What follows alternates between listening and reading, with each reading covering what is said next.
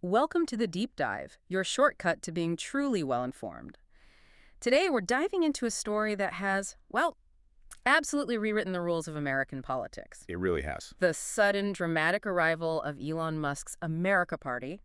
We're going to pull back the layers on its explosive origins, its utterly unique strategy, and what it could mean for the political landscape you'll be navigating. Yeah, and you've given us quite the stack of sources for this deep dive. We've pulled together info from a detailed analysis report, lots of news articles, and really importantly, Elon Musk's own direct statements and polls from X, his platform. Right. So our mission for you today is basically to extract the most critical insights, cut through all the noise, and help you understand this really complex, fast-moving story. Exactly. And what I find truly fascinating is how this story isn't just, pure politics, it's personality, it's this high-stakes personal feud.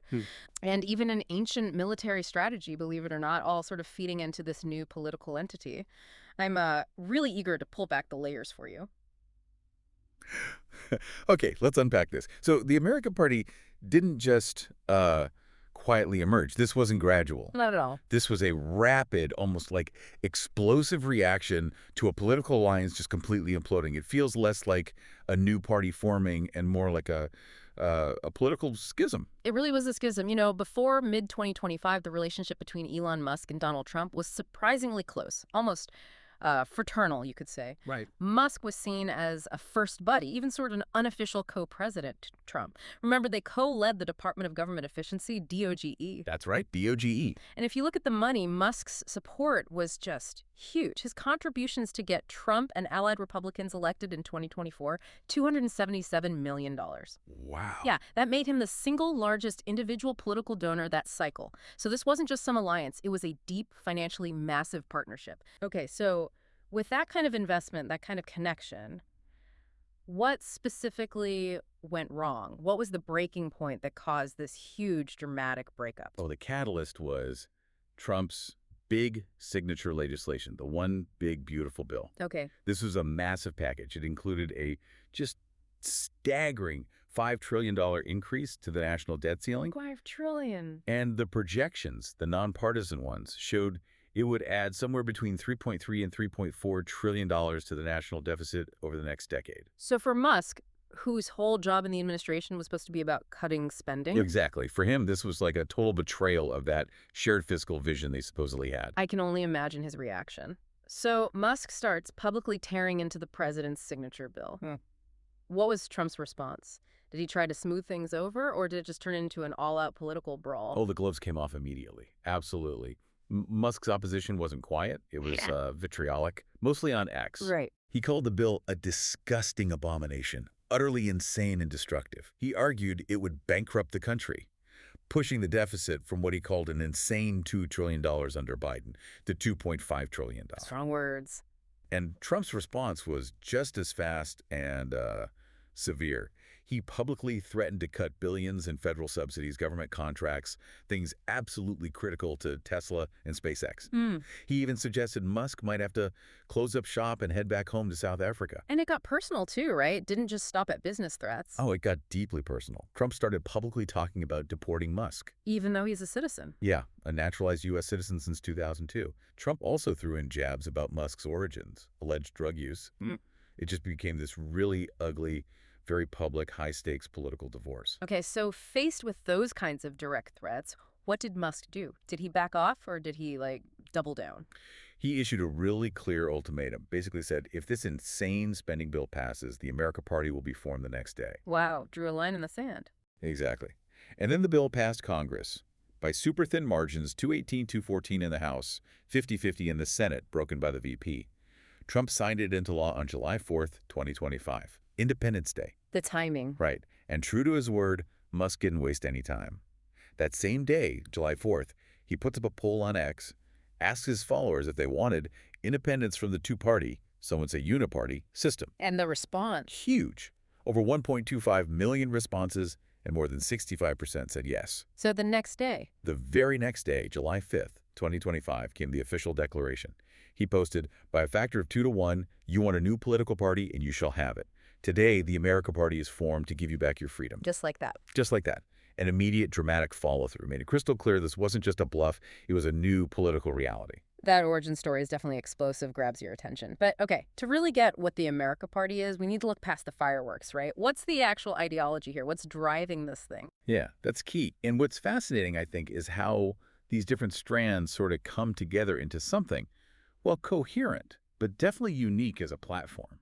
At the heart of it seems to be this idea Musk calls the uniparty doctrine. Hmm. His argument is that Democrats and Republicans aren't really that different. They're two factions of a single corrupt political entity, basically working together for special interests, keeping spending going. Right. He had that meme on X, didn't he? The two-headed snake. Yeah, the two-headed snake labeled Democrat and Republican, caption, and the uniparty. But does that idea really hold water?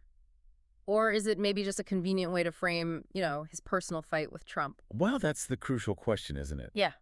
Strategically, this uniparty idea is absolutely central for Musk How so? because it lets him frame everything he's doing not just as like a personal spat or him turning on his old allies, but as this principled populist uprising. Against the system itself. Exactly.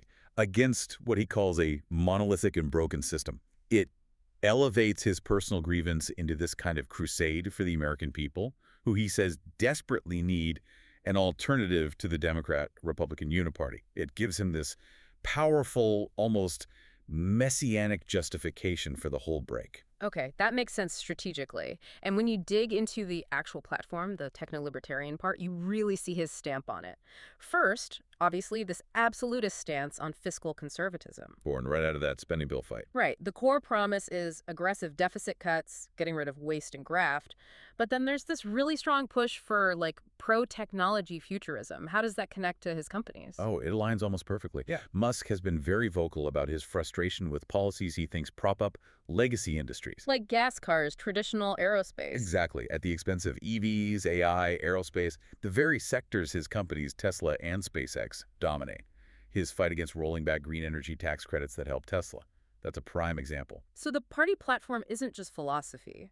No, it's tailor-made, really, to advance the strategic interest of his corporate empire. And the platform goes into social and digital policy, too. It does. It takes a maximalist stance on free speech, which, directly mirrors how he runs X. Unsurprisingly. Right.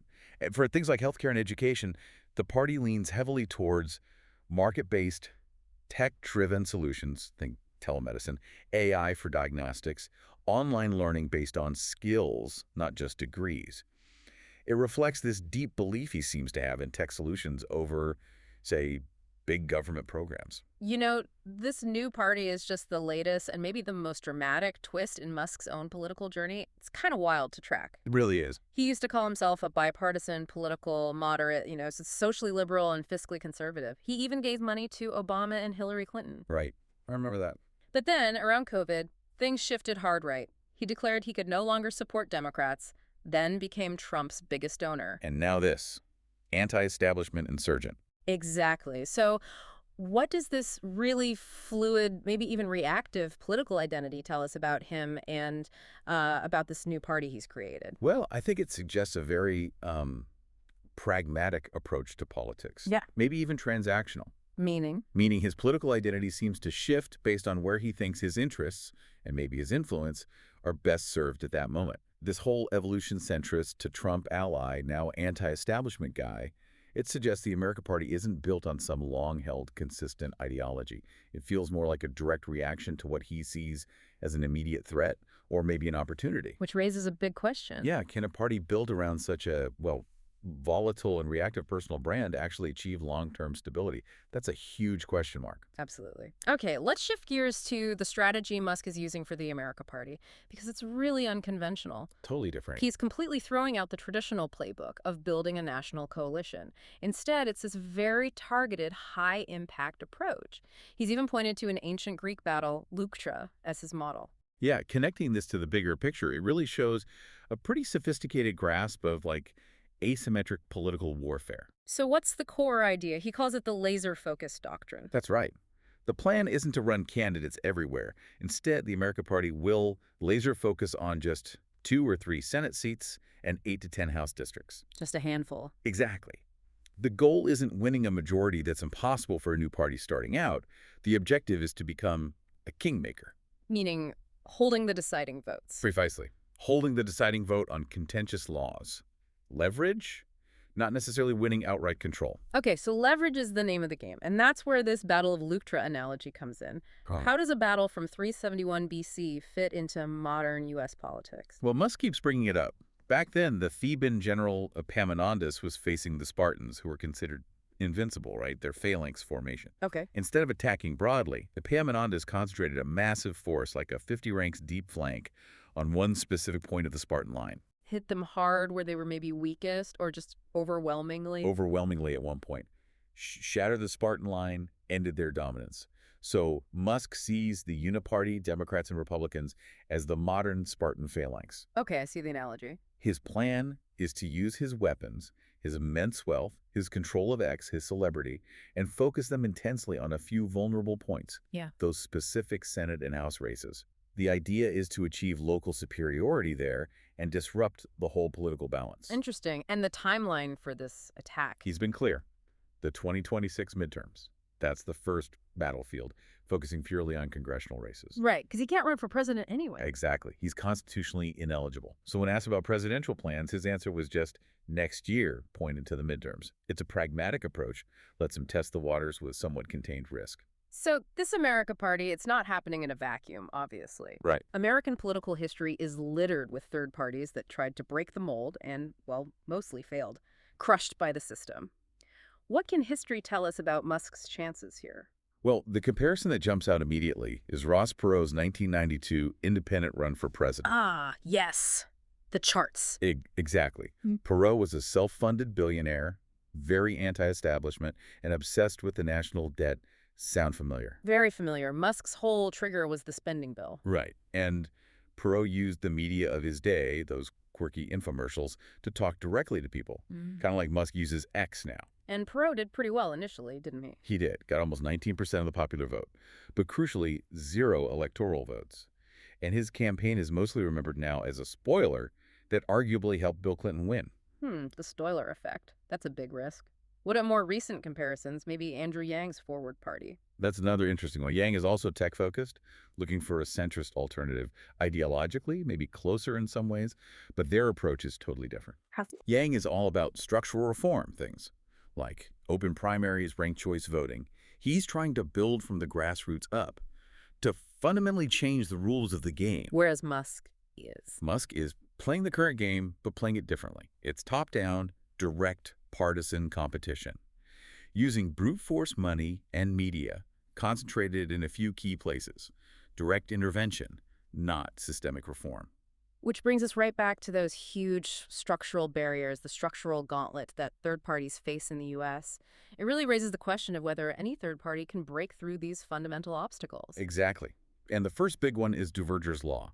It's this political science concept that basically says our system, single-member districts, winner-take-all voting. First past the post. Right. It naturally pushes things towards 2 dominant parties. Yep. Because voting for a third party often feels like you're just wasting your vote. Because they probably won't win the seat. Precisely. Now, Musk's Luther strategy is kind of an attempt to hack that. He's trying to redefine winning not as taking the seat, but as gaining leverage. Interesting twist. What else? Well, just getting on the ballot is a nightmare. Ballot access rules are different in every state, super complex, often needing thousands and thousands of signatures. Takes time and organization. Yeah, years sometimes. Getting a truly national presence by coming 26 is a massive, massive challenge. And then there's campaign finance. Even for a billionaire. Even for Musk. His personal fortune is vast, sure. But FEC rules limit how much he can directly give to his own party committee, something like $44,300 a year. Pocket change for him. Relatively speaking, yes. So he'd have to rely heavily on super PACs. They can spend unlimited amounts, but crucially, they can't coordinate directly with the campaigns. That creates inefficiency, less direct control for him. Okay, this leads us to maybe the most critical and potentially cynical angle here. The link between the America Party and Musk's huge corporate empire. Yeah, this feels different from standard lobbying. It really does. It feels like moving beyond just trying to influence politicians to actually creating your own political entity. Absolutely. And here's the core paradox, right? Musk is leading this crusade against government spending. Right, the whole origin story. Yet his own companies, Tesla and SpaceX, have benefited massively from government support. over $38 billion in contracts, loans, grants, subsidies. Wow, $38 billion. Yeah, and the sources describe that support as critical to Musk's success. It's that dependence that created the very vulnerability Trump used against him when he threatened to cut it all off. So you have this fascinating tension.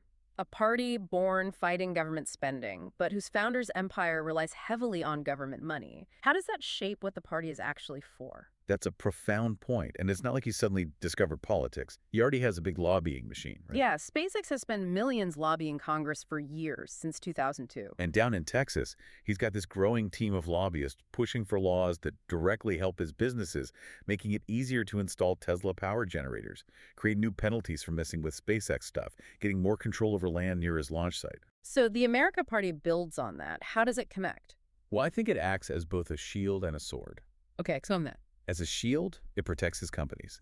If he have a block of loyal legislators in Congress, even a small one, it makes it much harder for any administration, Democrat or Republican, to punish him by, say, stripping those green energy credits or messing with defense contracts. It neutralizes that threat. Takes away the hostage, essentially. Exactly. And as a sword, it proactively pushes the policy agenda his companies want.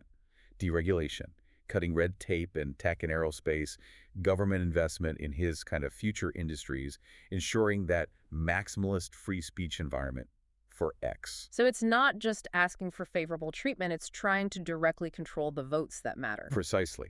It's about controlling the power dynamics. And we saw the real-world impact already, right? Tesla's stock took a sharp dive when Trump made those threats. This is about insulating his businesses from that kind of political risk. Okay, so we've looked at its fiery birth, the unique ideology, that lucrative strategy, the tough realities it faces. Now let's look forward. What are the potential impacts of this America Party, starting with the 2026 midterms and maybe beyond? What's the strategic outlook? Well, the most immediate and probably most likely impact is the spoiler effect. Oh, And based on its platform, it seems primarily aimed at hurting the Republican Party. why them specifically? Because the party's message, fiscal conservatism, anti-establishment, tech focus, is likely to pull voters who might otherwise vote Republican, especially those maybe fed up with the traditional GOP.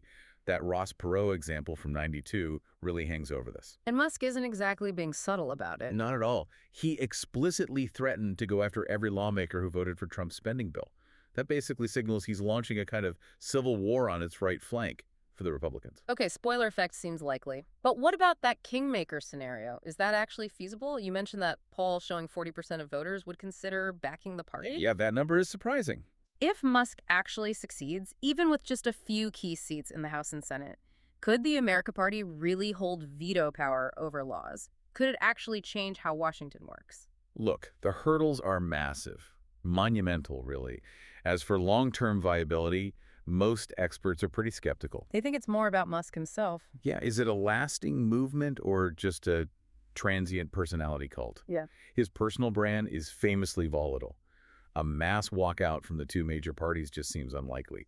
For this to last, it needs real grassroots organization, a much broader platform, new leaders beyond just Musk. Stuff that takes years, decades maybe. Exactly. Stuff that takes decades, not just a few months before an election cycle. And finally, what about unintended consequences? Could this whole thing backfire? It's definitely possible. Could a party meant to break gridlock actually just create more chaos and polarization? Could it push the GOP even harder, right? Or maybe just convince more people the whole system is broken, deepening that uniparty distrust? Those are real risks. Remember, Pro's insurgency in the '90s didn't lead to less partisanship.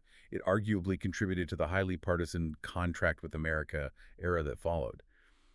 So, yeah, unintended consequences are a big unknown here. It's a fascinating but very uncertain future. So to kind of wrap it all up for you, the America Party is it's a really unique beast in American politics, a high-stakes venture that completely blurs the lines between corporate goals, personal fights, and political strategy, all backed by enormous wealth and media power in a way we haven't really seen before. Yeah, and when you really think about those huge structural barriers facing third parties in the U.S., maybe the most likely strategic point of the America Party isn't actually to build a lasting movement at all. What do you mean? What if it's really just a temporary tool of coercion? What if this is less like a genuine declaration of independence from the two parties and more like a hostile takeover bid aimed at a specific wing of the Republican Party? using the threat of splitting the vote, the threat of this voter insurgency, as its main weapon to force concessions or gain influence. That's a provocative thought. Less about building something new, more about leveraging the threat to reshape something existing. Exactly. What stands out to you as the biggest takeaway from this deep dive? Pause. That's a tough one. Perhaps just the sheer audacity and the unprecedented merging of personal, corporate, and political power. Well, thank you for joining us on this deep dive.